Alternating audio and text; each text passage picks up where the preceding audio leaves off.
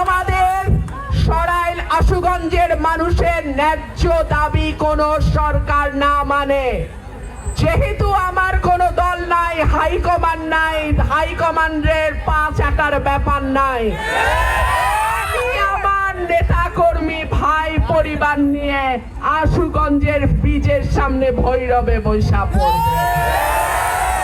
সুতরাং সরকারে যেই আসুক, ইনশাল্লাহ ব্রাহ্মণবাড়িয়া 2 কে গই নাই তাকে রাজ্য পরিচালনা করতে হবে।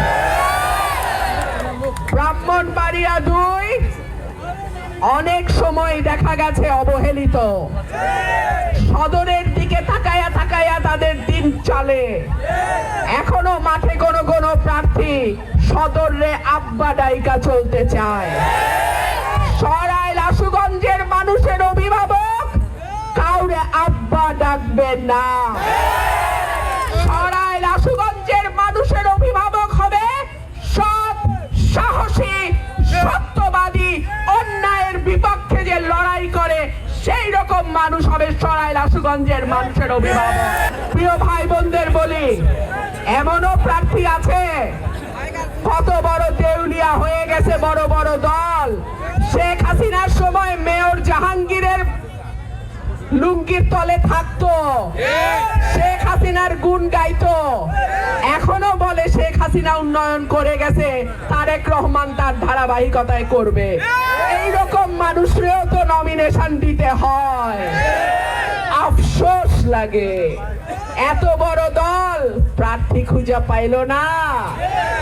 যাই হোক, দল গোলামি করতে পারে, সরাইল আশুগঞ্জের ভোটার গোলামি করে না।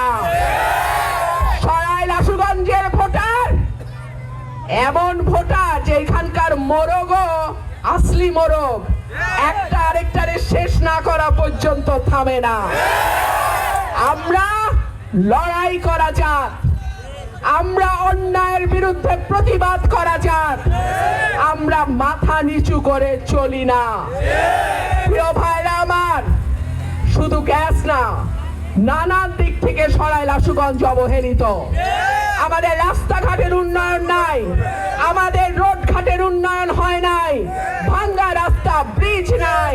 বিভিন্ন জায়গায় দেখা যায় নদীর পানি বাড়লে মাটি ভেঙে এলাকা বিলীন হয়ে যায়, ঠিক কি ঠিক না? আমাদের তরুণ প্রজন্ম, কিশোর ভাইদের জন্য খেলার মাঠ নাই।